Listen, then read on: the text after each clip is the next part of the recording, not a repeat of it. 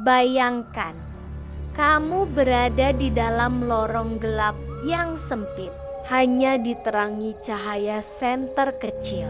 Udara terasa dingin, lembab, dan bau lembung menyengat hidung. Setiap langkah terasa berat karena gema. Suara sendiri terdengar, seperti ada yang mengikuti. Inilah suasana yang menyelimuti Goa Jepang di Bukit Tinggi. Goa ini dibangun pada masa penjajahan Jepang antara tahun 1942 hingga 1945 sebagai tempat persembunyian, penjara, sekaligus markas militer rahasia. Panjang goa mencapai lebih dari 1.400 meter dengan lorong-lorong bercabang dan ruang-ruang yang gelap gulita.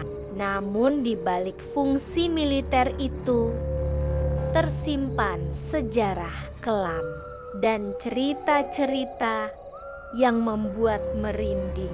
Menurut warga sekitar dan para pemandu wisata, banyak kejadian aneh yang sering terjadi di dalam goa, terutama saat malam hari.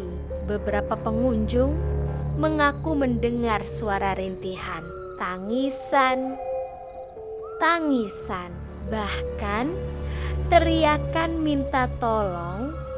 Padahal mereka masuk dalam kondisi goa kosong. Salah satu cerita paling menyeramkan adalah tentang penunggu utama goa. Sesosok bayangan hitam besar tanpa wajah yang sering muncul di ujung lorong paling dalam. Konon, sosok ini adalah arwah para pekerja paksa yang meninggal secara tragis saat membangun goa. Mereka dipaksa bekerja tanpa makan dan istirahat, lalu ditinggalkan mati perlahan di dalam goa yang mereka gali sendiri. Seorang mantan penjaga malam pernah bercerita bahwa ia melihat sesosok wanita mengenakan kimono berjalan melayang di lorong barat goa. Anehnya, setiap kali wanita itu muncul, suhu ruangan mendadak turun drastis dan senter yang ia bawa mati total. Saat mencoba keluar, ia merasa kakinya berat, seperti ada yang menarik.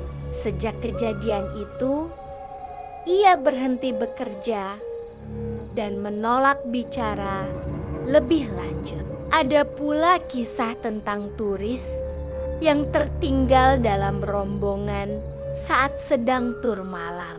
Ia mengaku melihat seorang anak kecil memanggil-manggil dari ujung lorong.